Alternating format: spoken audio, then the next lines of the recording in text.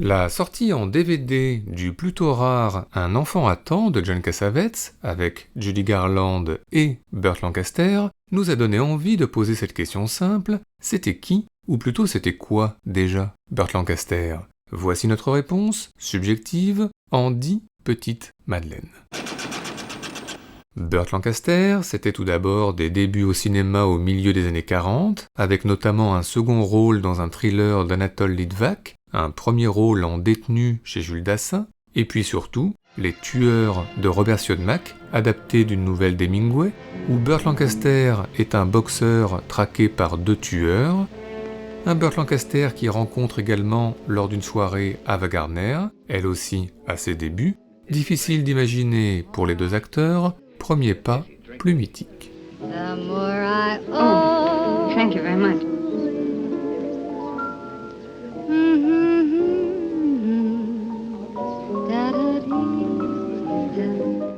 Burt Lancaster, c'était ensuite au début des années 50 un film d'aventure de Jacques Tourneur, mais aussi un film de pirate signé Robert Siodmak encore lui, et puis à la même période, Le Chevalier du Stade de Michael Curtis, où Burt Lancaster incarne un champion sportif, symbole d'une certaine idée de l'Amérique triomphante, et puis enfin, en 1953, un classique de l'histoire du cinéma, Tant qu'il y aura des hommes de Fred Zinman, avec l'un des plus célèbres baisers de l'histoire du cinéma, avec Deborah Kerr.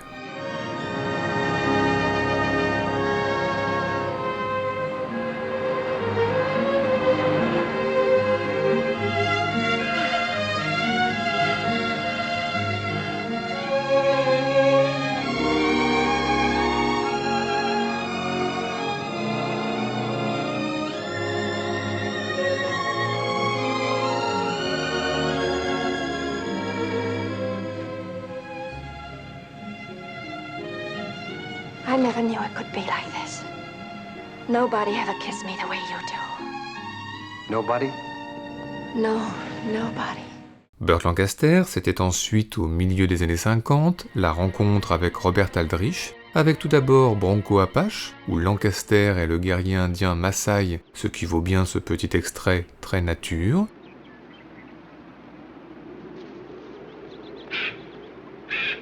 Et puis, l'année suivante, le western Veracruz, avec un carrosse à escorter dans un Mexique en pleine révolution, et un Burt Lancaster qui fait équipe avec Gary Cooper, un Burt Lancaster, dents blanches et teint hâlé, plutôt proche de l'autoparodie, qui se révèle également très habile dans le maniement de la Winchester,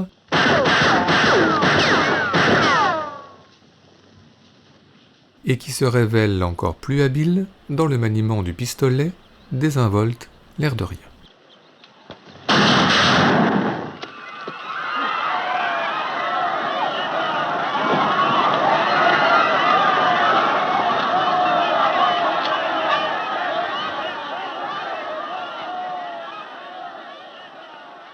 Anybody else string with Charlie? Burt Lancaster, c'était ensuite, à la fin des années 50, son unique film en tant que réalisateur, mais aussi un western de John Sturges, où il est le célèbre shérif Wyatt Earp, et puis, à la même période, Le Grand Chantage d'Alexander McKendrick, où Burt Lancaster est un célèbre éditorialiste new-yorkais adulé, un éditorialiste qui entretient des relations plutôt glaciales avec Tony Curtis. Bobby, I often wish you were deaf and wore a hearing aid. With a simple flick of the switch, I could shut out the greedy murmur of little men. JJ, I need you in for 2 minutes. Mac. Yes? I don't want this man at my table. I've got a message from your sister. Un Tony Curtis que Burt Lancaster retrouve dans Trapèze de Carol Reed, à la fois dans les rues de Paris pour quelques escapades à l'envers, Now tomorrow we'll... puis au cirque Bouglione pour de longues heures d'entraînement. Hold it. Bref, une relation plutôt fraternelle jusqu'à l'apparition de Gina Lollobrigida.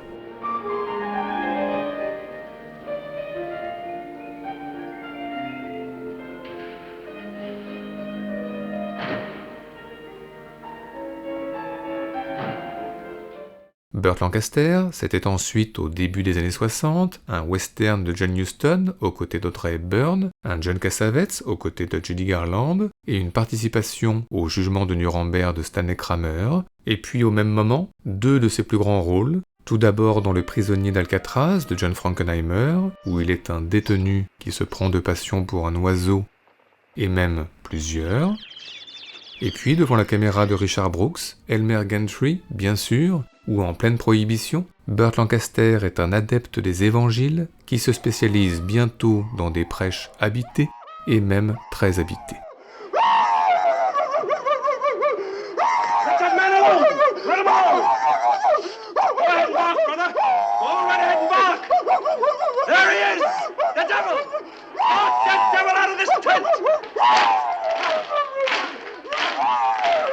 Burt Lancaster, c'était également, toujours début 60, un grand classique de l'histoire du cinéma, Le Guépard de Luchino Visconti, avec la révolution garibaldienne au dehors, et dans l'intimité d'un palais sicilien, les derniers instants du prince Salina, symbole d'une aristocratie italienne qui se meurt, avec, en guise de chant du cygne, La plus belle des danses avec Claudia Cardinal, sous les yeux d'Alain Delon.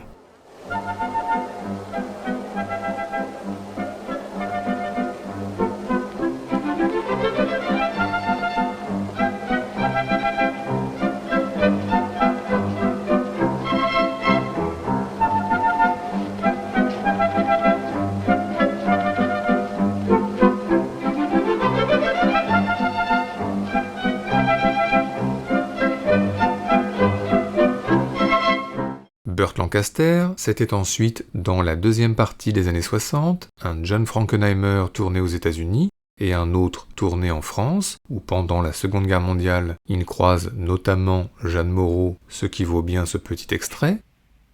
Do you want some coffee? Et puis au même moment, de Sidney Pollack, le western Les chasseurs de scalps, puis Un château en enfer, où en commandant de l'armée américaine, il croise Jean-Pierre Aumont en châtelain, ce qui vaut bien là aussi ce petit extrait. What have you got there? Han vase. What? Second Dynasty. Et enfin, toujours à la même période, les retrouvailles avec Richard Brooks pour les professionnels, où il pactise avec Lee Marvin le temps d'un petit remontant. You won't lose your pants. Your life, maybe, but what's that? Hardly anything at all. Où il s'oppose à Robert Ryan le temps d'une fusillade tendue. Shoot the horse. Shoot him.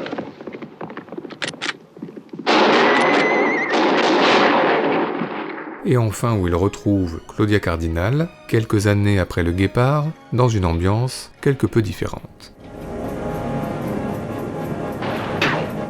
Burt Lancaster, c'était ensuite, au début des années 70, un célèbre film catastrophe, puis les retrouvailles avec Robert Aldrich pour un beau western crépusculaire, et puis les retrouvailles aussi, avec Alain Delon cette fois, devant la caméra de Michael Winner, et enfin l'Italie toujours, tout d'abord avec 1900 de Bernardo Bertolucci, où Lancaster incarne un patriarche plutôt proche des jeunes filles,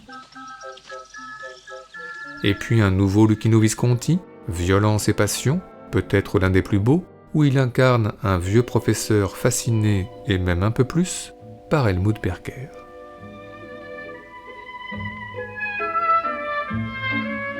That's better.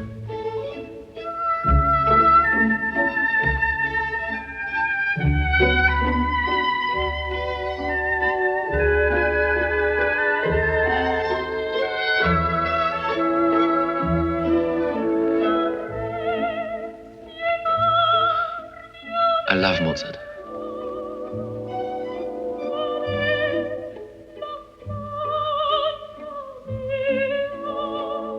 Burt Lancaster, c'était ensuite, dans la deuxième partie des années 70, un rôle de militaire bienveillant chez George Cosmatos, un rôle de militaire malveillant chez Robert Aldrich, et un rôle de militaire un peu entre deux chez Ted Post. Et puis Burt Lancaster est à cette période le fameux Dr Moreau, dans l'adaptation du classique d'H.G. Wells, où il se retrouve confronté au monstre hybride qu'il a créé. Et enfin, dans un genre différent, Atlantic City de Louis Malle, où il est un ancien truand visiblement rangé des affaires, qui repasse donc ses cravates, qui promène son chien sur la jetée d'Atlantic City, et surtout qui tombe amoureux de Suzanne Sarandon à distance sur l'air du Norma de Vincenzo Bellini.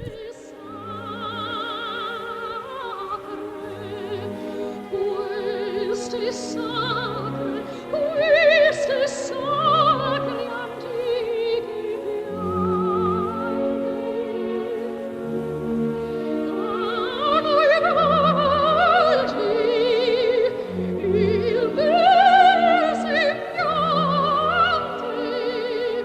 Burt Lancaster, c'était en fin des années 80, par la force des choses, plus discrète, avec tout de même un nouveau rôle de militaire chez Liliana Cavani, aux côtés de Marcello Mastroianni, et un rôle de politicien véreux dans l'ultime film de Sam Peckinpah, mais aussi un duo avec Kirk Douglas chez Jeff Cagney, et une apparition aux côtés de Kevin Costner chez Phil Robinson, et enfin surtout, dans le Local Hero de Bill Forsyth, une impayable apparition, en patron d'une grande société pétrolière, visiblement peu concernée.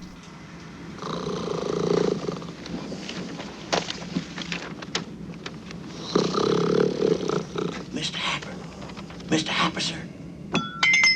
Voilà, Burt Lancaster, c'était tout cela, c'est-à-dire une carrière immense, sans doute, soyons solennels, l'une des plus belles de l'histoire du cinéma américain, surtout si l'on ajoute un film que nous avons soigneusement gardé pour la fin, l'incroyable The Swimmer de Frank Perry, où Burt Lancaster décide sur un coup de tête de rentrer chez lui à la nage, en traversant toutes les piscines de son quartier, les vides comme les pleines, les vides comme les pleines, un Burt Lancaster qui séduit les plus belles femmes, encore et toujours, qui démontre de grandes capacités physiques, encore et toujours, avant l'apparition des troubles de la mémoire et de la personnalité, les premiers doutes et les premières fissures, bref, un Burt Lancaster qui n'est jamais apparu aussi massif et imposant, et dans le même temps, jamais aussi fragile et touchant.